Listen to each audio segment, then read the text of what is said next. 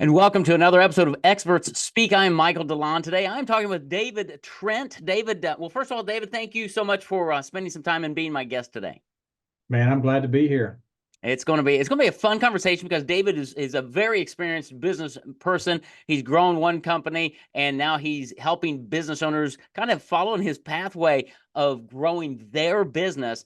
And he runs Trent Premier Growth, helping you transform the way you do business. And there's just a lot that we're going to unpack in the next few minutes. So as we dive in, David, tell me, how did you get doing what you're doing today? Well, I'm 60 years old, and last year, in end of September, I officially exited a 27-year wealth management career. So I had sold my company over a 3-year period in kind of three chunks. I call it three bites of the apple exit. And financially, don't need to work, but I knew I had a lot of energy, and I really love working with entrepreneurs. So I had a partial vision of what I knew I wanted to work in the coaching space. So I'm certified as an exit planner and also certified in the business operating system world. So essentially a multi-level coaching and consulting practice for entrepreneurs and their leadership teams. And so I just come alongside and find out where they're stuck, where they need help, and then continue dialogue from there and figure out ways that I can help them in their personal life, but also help them greatly accelerate the value of their companies. Yeah, that's great. And you said a couple things there that I think are really important is that you understand the operating side of a business, which I think a lot of entrepreneurs and business owners really don't. Right, And you understand the exit planning aspect of it, which a lot of times they don't even think about right, that. right. And having just even those two combined in one person is huge, let alone the fact that you've got 27 years of experience running a company and you've exited it successfully and all of that. So it's kind of like you've got this whole little package that you can come alongside and walk with an entrepreneur from really wherever they are in their journey to get them where they want to go. Is that a fair summary? Yeah, very fair summary. A lot of entrepreneurs, business owners think they need to focus on revenue profits. And while they do, they don't in many cases focus on value. How am I accelerating, increasing the value of my company? Yeah. And that's where making sure you have the right operating system in place. And so uh, that's a that's a big component. The other thing is I think the statistics are 83% of businesses that go to market actually don't sell, don't have a transaction. Wow. And there are multiple reasons for that. In many cases, companies could have a customer concentration issue. Uh, Probably primary is owner dependence, where you've got a company that's fully dependent on the owner. And in many cases, they don't even have a business they can sell because they can't exit the business. That's right.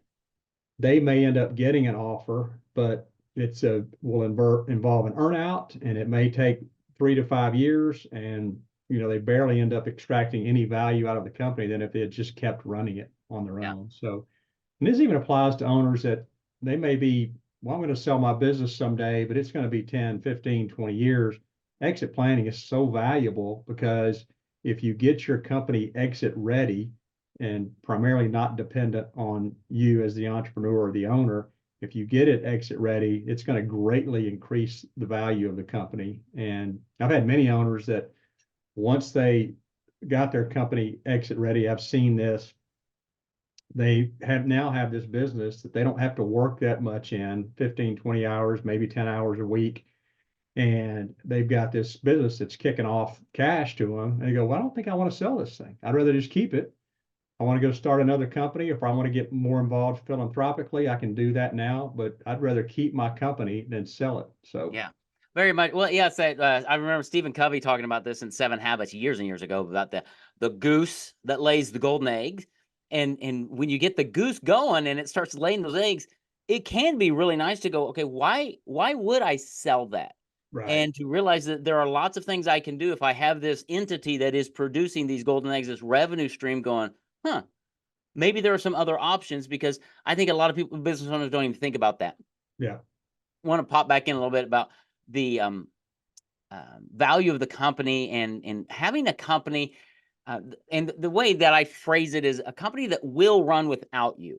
Now, Right. I believe as a business owner, I'm always going to be involved at some level in my business, from strategy or whatever, but I'm not in the day to day. And I think you said the phrase, it's not dependent on me. Right. And we preach that a lot. Talk about that from a business owner perspective, because to me, that's a lot of it. Starts with mindset and Right. thinking differently than most entrepreneurs think. Is that what you found? Yeah. And I think this is somewhat common with entrepreneurs now. And my earliest memory of it was many years ago in the book E-Myth by Michael Gerber. And he talks about working on your business versus in your business. And it's easy to say that. It's not as easy to do that, but it's just it does come down to that. It comes down to focusing on your business. What happens with a lot of entrepreneurs, and people will resonate with this, is you basically start a company, get it going, have all this great vision. Well, once you get into it, you end up kind of creating a job for yourself, and that's not the ideal outcome for most entrepreneurs. Now, some solopreneurs may be fine with them, and they like the freedom, some of the freedom that gives them. But in terms of having an entity that actually has value that you can sell, that can be tough to do. So it's getting the right people in place, uh, offloading stuff that the owner's doing on their own, dependent on, and some owners are very involved in the revenue component of the company. Most of them are at some level now, but they need to remove themselves from that as well. The thing we do with exit planning is we'll come in. We've got a 450 plus questionnaire. It takes us about 6 to 8 hours to go through with the owner or owners, and that includes what I call personal readiness, in addition to just getting the business ready to sell. And then we get 3 to 5 years of financials. And what we come up with the owner is, here's if you sold your company tomorrow, here's what we think it would be, what you could sell it for. Let's pick a number out. Let's say it's 10 million. We think, in addition to that, with a best in class value, looking at other companies in your space, we think you could sell your company for 25 million. Here's a 3-year game plan with 30, 90-day sprints to help you close the gap on that. And we call it the value gap between that 10 and 25 million. You're not going to do it in 6 months. But the more time you have, the more you can be methodical about putting that in place. But that's a lot of fun when you come to the entrepreneur or the owner with that. Now, it's some hard work that's going to go on to get you to close that gap. Let's say that's a $15 million gap, and you closed half of it. That's a pretty cool acceleration in value to go from 10 million to 17.5 million. So That's not a bad paycheck for what, 3 or 4 right, years of work. right. No, that's good. So, how do you let's talk more nitty gritty of who's a good client for you? Because I reach a lot of different business owners in different areas. Who should be thinking about having conversations with you, and kind of what's the process that you work somebody through? Is that 400 question survey like right out of the gate, or how do you diagnose where a company is to say, okay, you're not even, dare I say, you're not even ready to start thinking about exit first. We need some operational structure Right. first. I mean, how does all that even work? So initially, it's just a call or two with the owners, and finding out where they're stuck, where they are in their kind of evolution of their business. And so in some cases, it may be, hey, we don't really need to go into exit planning at this point. Mm-hmm. And that could be kind of a mutual thing. So then it may be, we need to get an operating system in place. And whether that's something like EOS or Pinnacle Business Guides, we're equipped to do that. I'm actually certified with Pinnacle Business Guide. I ran guides. I ran my company on EOS. I think a lot of people have heard of Traction, written by Gino Wickman. So that may be the case. It's just a simple engagement. Let me coach you in the operating system world, work with you and your leadership team. If they are a candidate for exit planning, and we can end up doing both. But if they're a candidate for exit planning, that we do start with that 450 questionnaire, and again, that can be done over 3 Zoom meetings. It can be in person, whatever fits for the owner, and then getting the 3 to 5 years of financials, as I said. So that's a starting point on the exit planning side, but it's really a conversation I'll have to figure out where do we need to be. Maybe we get their operating system going like it should be, and then a year later, let's say, okay, let's start to talk about exit planning and how that looks and how we can integrate that into what we're doing. Yeah, that's good, and that's a good pathway, because I find in a lot of the entrepreneurs I'm associated with, it really is that operational side of things that they're not clear about, and they need some help there. And I think what's going to happen is once you have that conversation with David and you get that aspect kind of clarified a bit, you're going to see that the exit planning is going to come into play probably sooner than what you think. Yep. Because I'm guessing, David, most business owners don't even start thinking about exit planning until they're probably 2 to 3 years from wanting to exit. And my gut says that might be too late. I don't know. Yeah, well, 3 years you can get a lot done.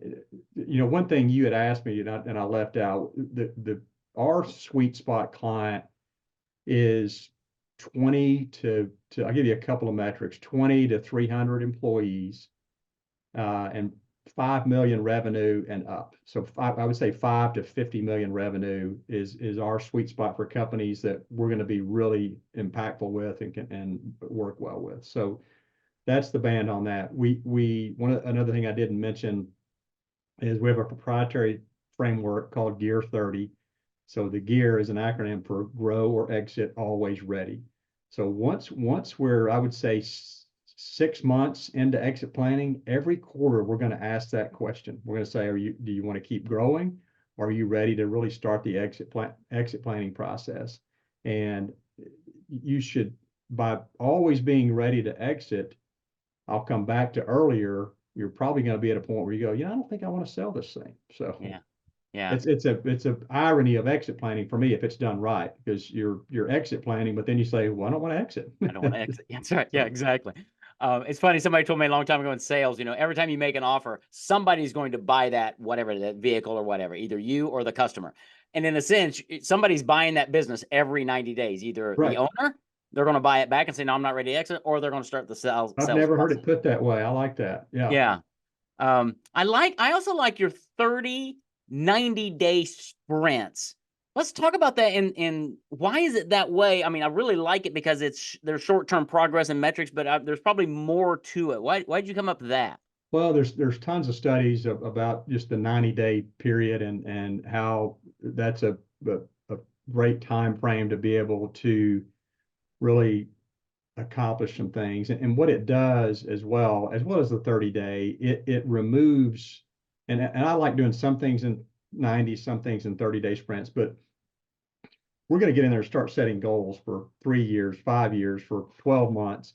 And the 90-day sprint just simply removes some of the this is probably not a word, but some of the overwhelmingness of the task, right? To say, man, how am I going to get from here to there? Then you break it into 90 days. And a common term that's used in the operating system world is setting rocks, which are basically quarterly goals and objectives you're going to hit. And there's a whole art and nuance to how that's done effectively. But it's basically breaking down longer term goals into shorter term goals that you can accomplish. And while you want to have your eye on that 3 or 5 year goal or beyond, you got to kind of unfocus on that to get on what do I need to do the next 90 days to put me on the path to that longer term goal. Well, and that's good. And one of the things that I think one of the great values you bring to the table is this holistic viewpoint, if I will, versus, I mean, I can go hire an EOS implementer to help me implement, but that's all they're doing. They're not bringing the strategy, the background, the exit planning. I mean, exit planning is a discipline all of its own. Right. And you've got this holistic viewpoint that is really different than a lot of people out there. I will say to if if you think of exit planning, the an EOS implementer is going to fit inside of the exit planning process. So that's a component. It's a pretty big component. I'm certified as a Pinnacle Guide, which are former. It's a group of former EOS implementers that formed Pinnacle Guide. So we're qualified to do that. In many cases, that I have companies that will just run the Pinnacle Guide process, Mm-hmm. and then they may never.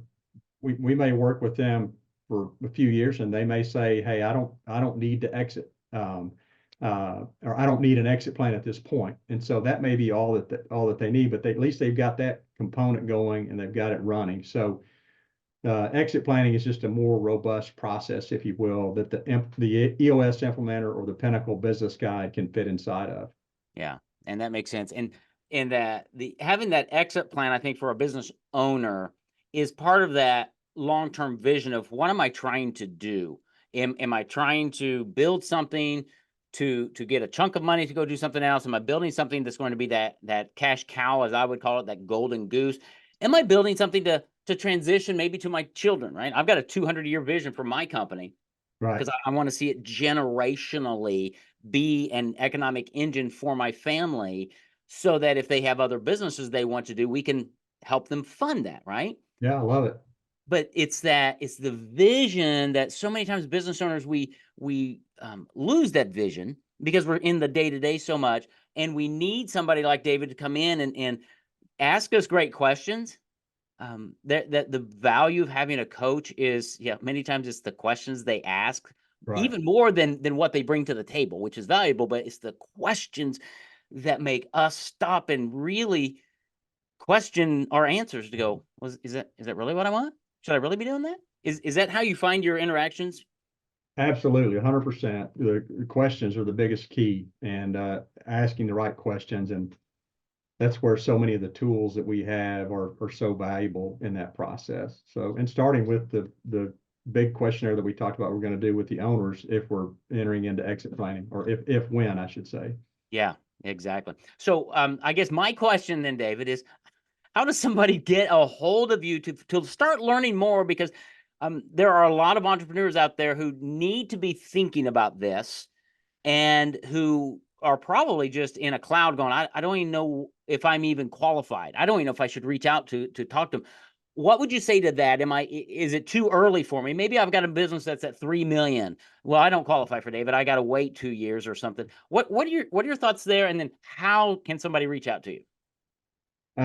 Easiest way is I'm very active on LinkedIn. Website is trentpg.com, and both of those, someone that's interested can get kind of a feel for what we do, and then can email Nicole at trentpg.com, is my second in command, and can really just scheduling a conversation is the best way to do it. Well, my preference is face-to-face meeting if we can do that, but we're not in the same geographical area, then a Zoom call is preferred. And I like to schedule 60 minutes on that first call, but even a 30-minute call, we can kind of figure out, hey, can I help you? Yeah. Awesome. Well, I'm gonna grab those and drop them in the show notes so that they're there for people who are listening, because it really is. Dare I say, it's never too early to have that first conversation, and Right. it may be that in that first conversation, David, you say, you know what, yeah, Michael, love what you're doing. We probably need to revisit this in 6 to 9 months or something, Right. and totally great. Now we both know. Or it may be like, no, we need to start having longer conversations and ask some more questions. But I find that business owners are reluctant to make that first call for some reason. And I think they're going to they don't want to offend you, David. They don't want to take up your time if it's a waste. And I'm here to tell you, David's the kind of guy who he's there to serve you and he's there to help you. So just reach out to David on LinkedIn, his website, reach out to Nicole, have the call.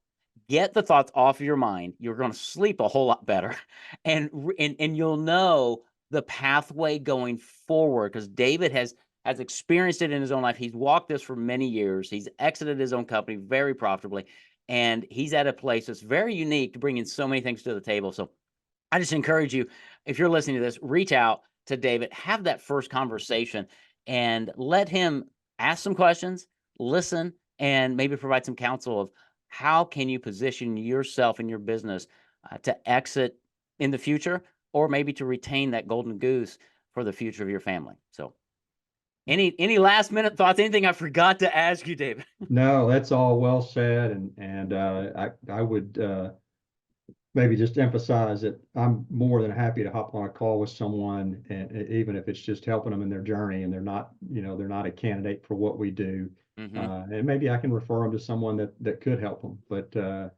uh, love having those conversations. So That's great. I appreciate that. That's the heart David Trent brings to the table everywhere he goes. And it's going to be you're going to build a friendship, you're going to build a connection, and he might just be able to help you in more ways than you can think. So reach out to him at trentpg.com. We're going to have all that in the show notes. David Trent, but man, thank you thanks for who you are and what you do, but thanks also for being my guest on Experts Speak today. grateful. Thank you.